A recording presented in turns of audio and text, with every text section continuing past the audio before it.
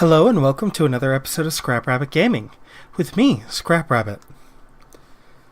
We're at the door. The door I just opened. Oh, it leads into the house.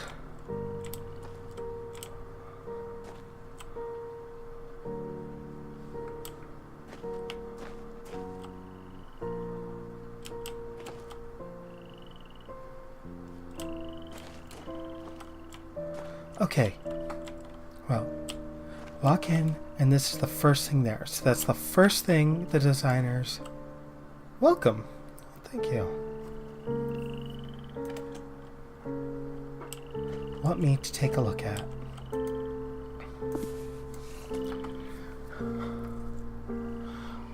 Welcome to Hunrath. Please give us a bit of information about you so we can get to know you a little better.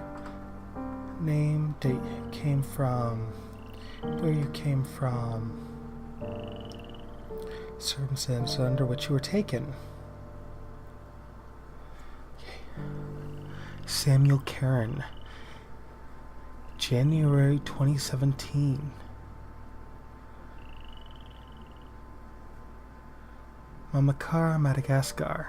I just arrived and was driving my supply truck along the coast south of Manakara when I recall being washed away and the seed appeared.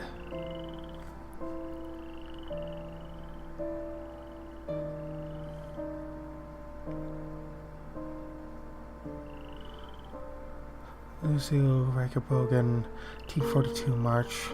First thing I recall is a large rumbling while I was hiding in the cellar of a vacant building towards a bright light in a stairwell. Maria Gallego, 1988. San Mexico on my boat in bad storm. United States, skiing in Mount Hood. Okay.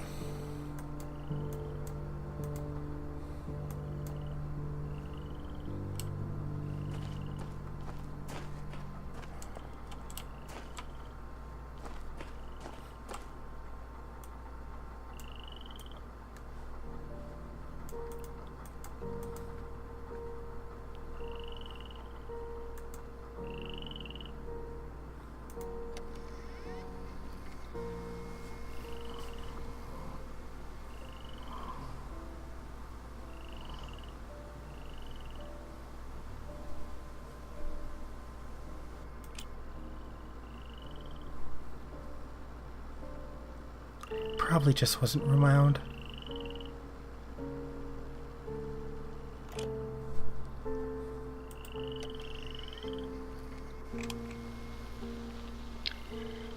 Well, I feel like I should say something.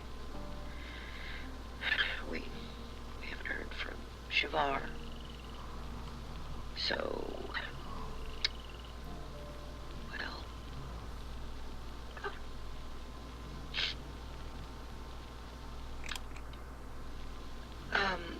So we assume that Shavar, well, the attack is inevitable. We just don't know when. So Shavar and her family, and others she trusts, I guess, well, they'll arrive when they can, without giving, like covertly.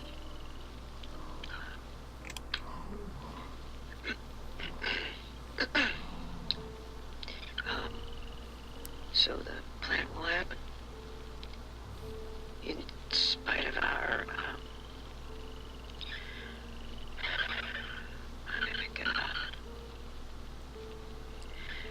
we're locking down as much as possible here, and moving everybody out. CW will stay here, and I'll go to Murray at the last possible moment. Most are gone. There's just a few left here now. But the mayor got out early. don't even know why I'm recording this. It's like somehow we'll live on or something. I guess this has meaning if someone listens, but who? A new one? A new arriver. Oh, God, the kiosk out front. I need to update that message.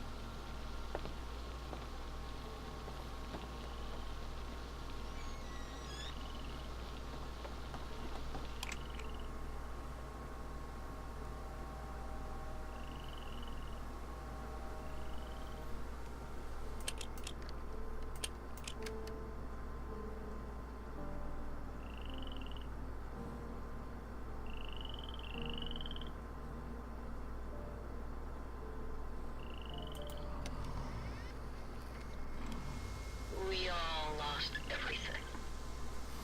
Everything but our stories. And they shouldn't be forgotten.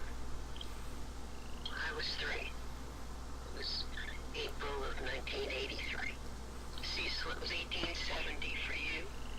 Sam and Vera, you tell it like it was yesterday, but it's been 62 years since you saw that blast of light.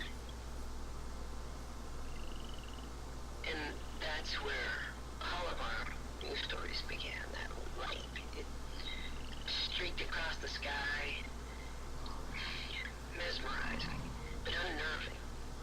Some of you were alone. I wasn't. My dear grandma, God bless her, rejoiced as if it was some forebearer of good fortune. Vera, you said you recall smiling. None of us understood. But, well, we followed. Whether it was in the deep woods like Cecil or right outside town like Jane and Jenny, we were drawn to see more. Grandma lifted me from the carriage on the porch and walked into the yard so we could watch it unobstructed. Even in daylight, Joseph, you said, was gloriously bright. But in the twilight, it was spellbinding. And we all felt some kind of trepidation, and yet attraction as we approached it, and it approached us.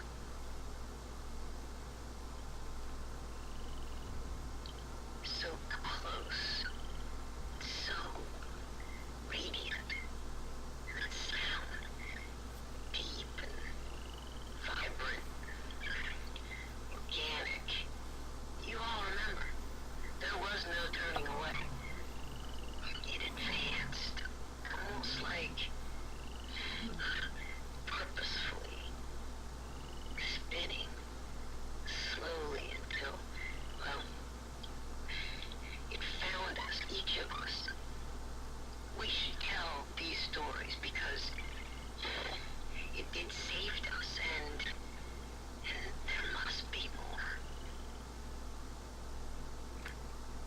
It was in the middle of the afternoon. I was watching the sunrise. It was about 2:30 in the morning. December 26, 1948. May 7th, 2009. September 3rd, 1995. It was down by the river. It was hiking in the desert. In the park with my grandson. I looked up and saw Brilliant flash of light. Exploded in the sky. The light had just, it flew into the clouds and shined some trees. and it disappeared. I looked around and you know this. See if there's anyone around. See if anyone else has seen what I have seen. There was no one around. They all saw it too. Mom definitely saw it. Well, it was just beautiful. There was something calming about it. Yeah. How do I tell you? I was kind of freaking out. I tried to follow him. Tried to get a better look at it. Wanted to see it again. I came to a place where it had disappeared. Overlooked. But I found nothing. And it streaked through the sky again. It seemed like it was looking for something. Or looking for someone. And then it found me. And it found me. Found me. Found me. Found me.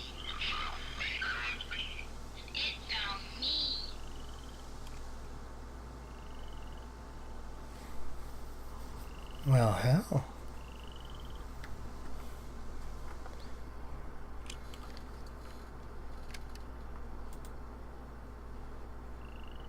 Ain't that some shit?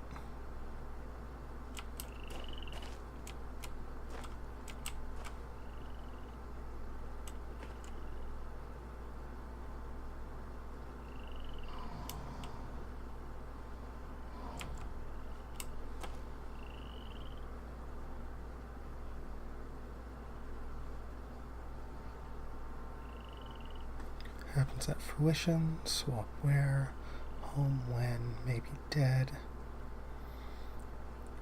More seed pairs scattered throughout the universe. Why scattering? Heart superposition. Connected path open when mature. 4 species met.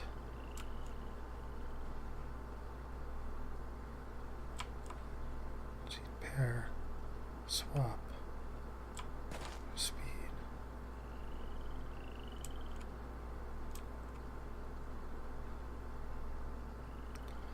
So, Earth. Soria. Mofang.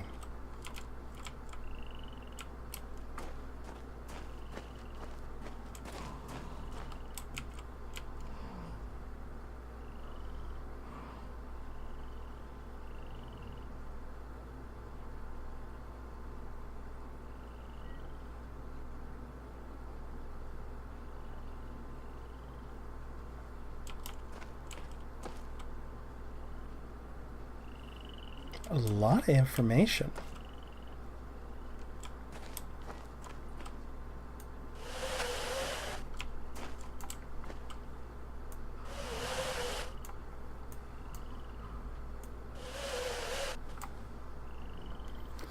Okay, I'm taking this down.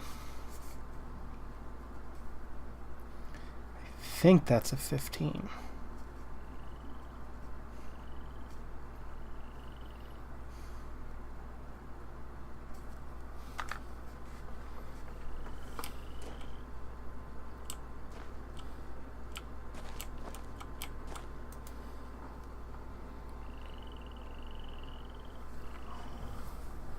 I shall document the curious events that have transpired with myself, my family, friends, and co-workers. Hartnell was a peaceful mining town founded by my grandfather and nestled within the Red Rock, the desert in the Arizona territory. Its 163 inhabitants heard a mighty explosion on the night of June 27th, 1903. I sent several workers throughout the town to verify that the explosion had not caused any injuries or damage to mining equipment. I'm not very good at reading cursive, by the way. They returned and reported that it must have been a loud clap of thunder caused by dry lightning, for they found no damage. It was not until the light of the next morning that we were amazed to realize something profound had indeed occurred. At some point during that night, our entire mining facility and a large circle of land around it seemed to have been scooped up and carried off to a completely different place without anyone knowing about it.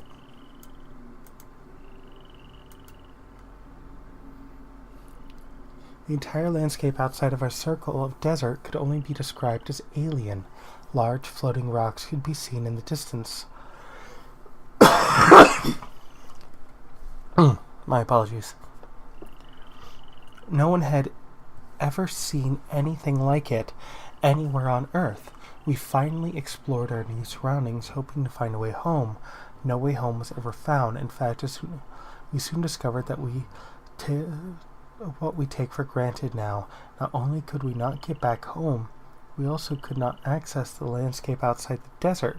Curiously, we discovered that a flow of water was provided from a high point of rock. We discovered a small tree growing on the very center of the circle. Our central tree that is so important to our lives here was just a mere sapling back then.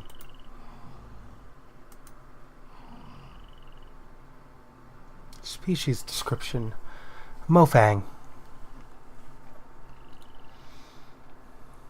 Through ambassador seeds, the Mofang were the first non-human species humans were introduced to. An Liang was the first to call the alien a Mofang, impressed with their advanced ability to imitate our sounds, movements, and mannerisms. Although they have a name for themselves, their language is mostly unpronounceable by humans. As a result, and because of their mimicry abilities, communication with the Mofang is primarily accomplished by their learning human languages rather than humans learning to speak Mofang. They have been able to learn almost every human language represented in Honrath, enough to provide functional if rudimentary communication. The Mofang basic external morphology is remarkably humanoid, bilateral symmetrical tetrapods, bipedal head with anterior facial features, mouth, eyes, nostrils. Other external features include minimal body hair, raised dorsal protrusions. Constitution is somewhat frail due to apparently their thin and lightweight internal structure, but internal investigation has not been possible since they have ample cranial space to account for substantial brain, and their intelligence impressive as advanced by their advanced technology.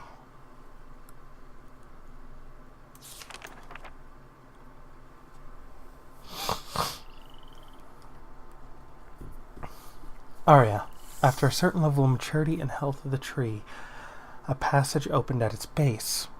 This passage allowed contact with two additional species. The first contact was with the Arya. The first contact revealed the Arya to be large beetle-like insects. We were unable to communicate directly with them in any way, but they appeared to have some rudimentary level of intelligence. It was Lorraine Toth who first made the journey through the heart to Captor and named both the New World and the inhabitants. The Arya have three distinct variants that have become to be referred to as barnacle, beetle, and polyarch. Although their morphology is dramatically different from human, their internal systems, like all of our neighbors, are supported by similar atmospheric composition and basic nutrients. In their barnacle stage, the Arya are completely immobile. The Arya stay in this egg-like development state seemingly indefinitely. In order to hatch, they must be in proximity of a polyarch and fertilized by the beetles after a certain stage of maturity. The beetles are the eyes and ears, hands and feet, with only a minimal nervous system of their own. They are essentially the sensory extensions of the immobile polyarchs. They are able to execute simple commands, but apparently have very little in way of individual sentience. The Arya polyarchs are the intelligence and consciousness of the species. Although it was obvious that there was intelligence behind the species, it wasn't until Coraline Fairley began spending large amounts of time in close proximity that deeper communication began. With a room nearby, Farley was the first to communicate non-verbally and learn much about the species, including some historical information. The Arya species survived in their world, while several other sentient species came and went, among them an ancient species who formed a deeper relationship with the Arya, carving temples and dwellings for them in the rocks, and later a more recent species that took over much of their homeworld.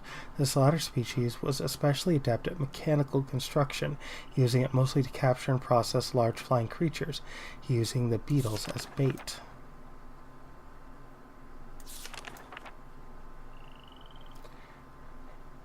Veline.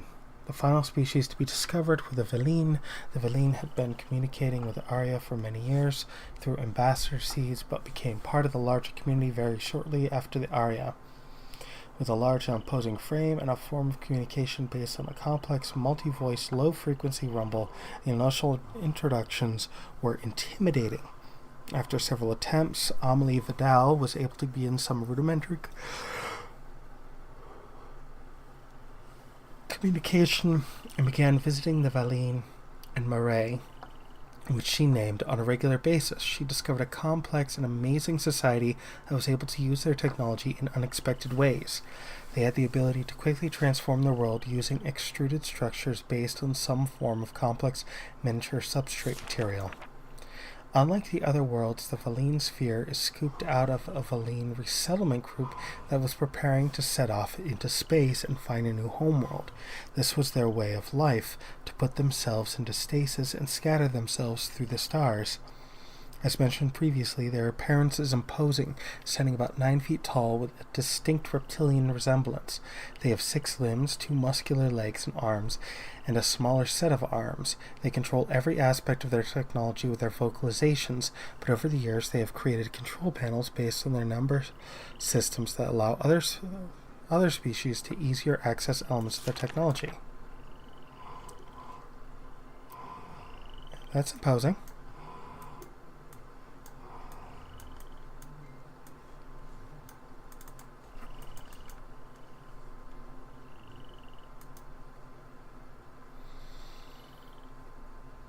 Take communication for granted, even with the varied languages we find here in Hunrath, but when we suddenly find ourselves among the other intelligent species who don't share our culture, history, DNA, or vocal cords, it requires a huge amount of effort for the beginning of rudimentary chatting. This quick overview will set the stage for what to expect when communicating with our neighbors. Mofang. The Mofangs were the first non-humans we met, with at least some level of similar physical vocal generating abilities.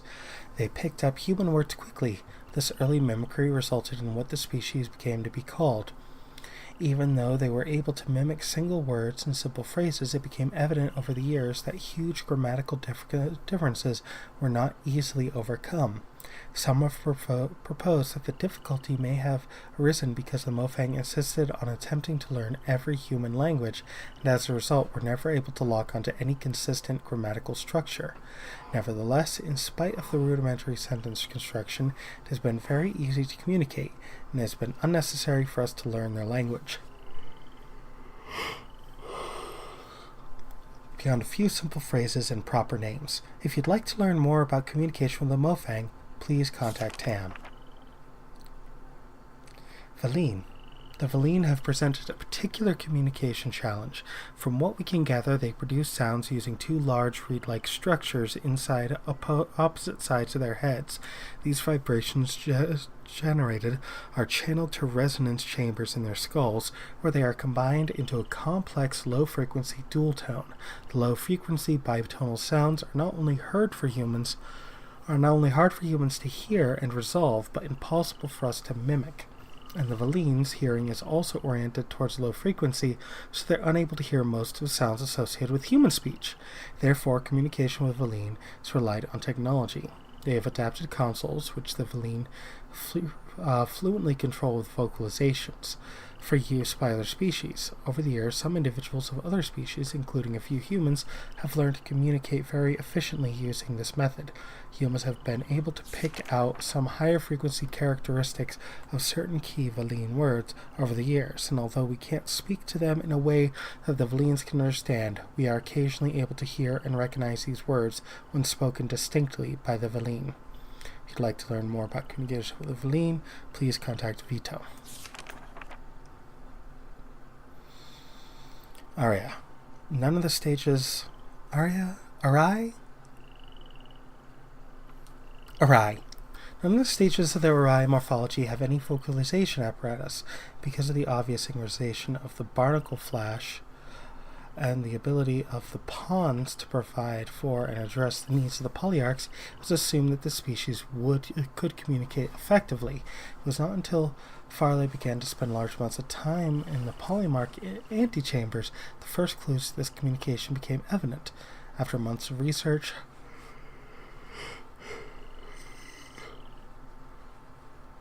Farley began to have limited success with receiving some kind of simple messages that were coming from the polyarchs. It is apparent now the polyarchs had been attempting to communicate the entire time, but they themselves had been experimenting with various channels till they finally got a response from Farley.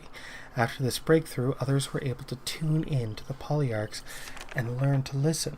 Both the polyarchs and the pawns have a simple organ that can sense human vocal frequencies, enabling them to sense simple responses from humans. But over the years, Farley was able to learn to speak to the polyarchs via a related form of extrasensory transmission. Wow. That is cool.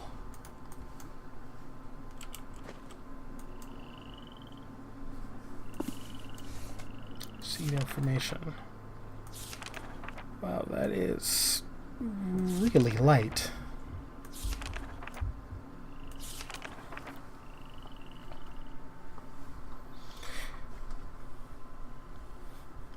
Ambassador seeds were first documented about 150 Earth years ago.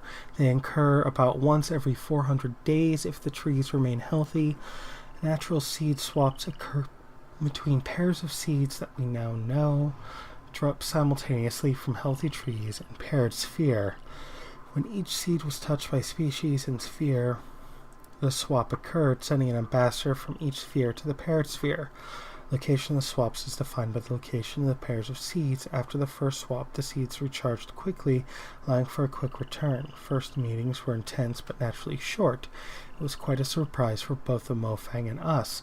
Over time, the seeds required more and more time to recharge, producing longer visits between species.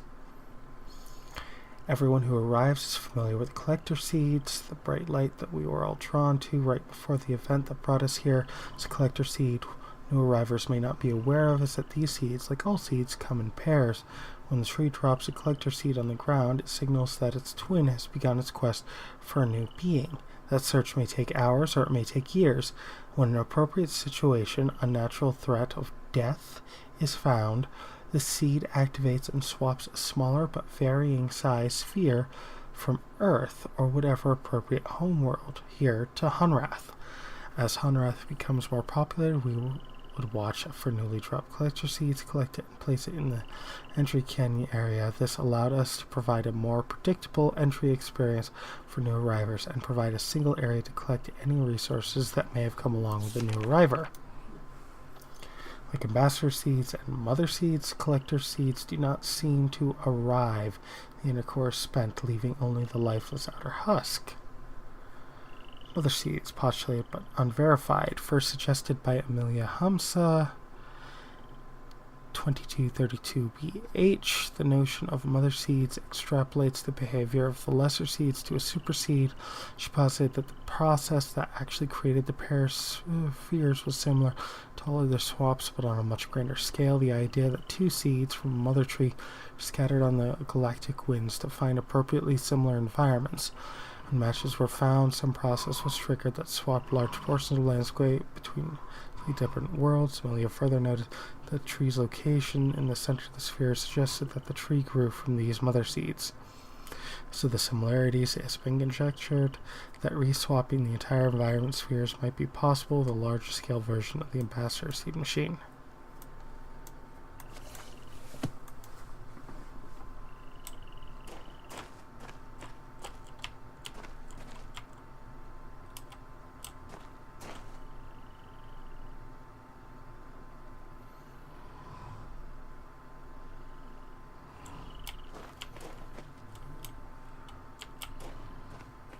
Well, that was a lot of information.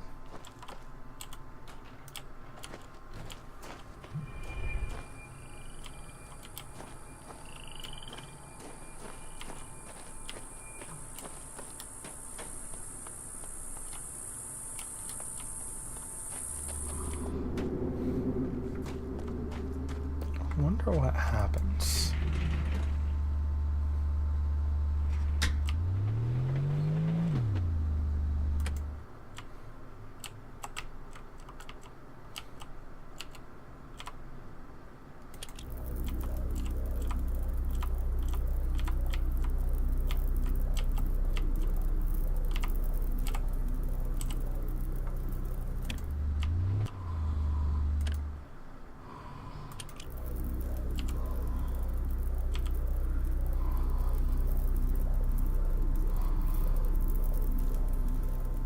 Jack shit.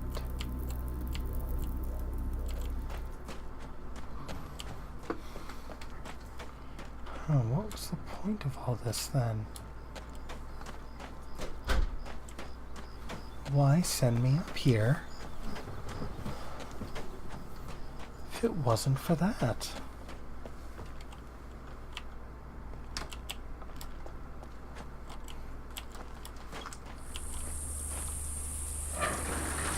So I'm going to cut out some of that me just running around like an asshole.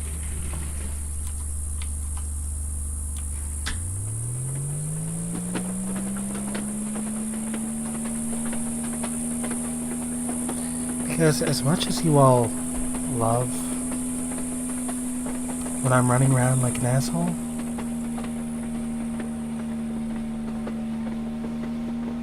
no one really loves when I'm running around like an asshole.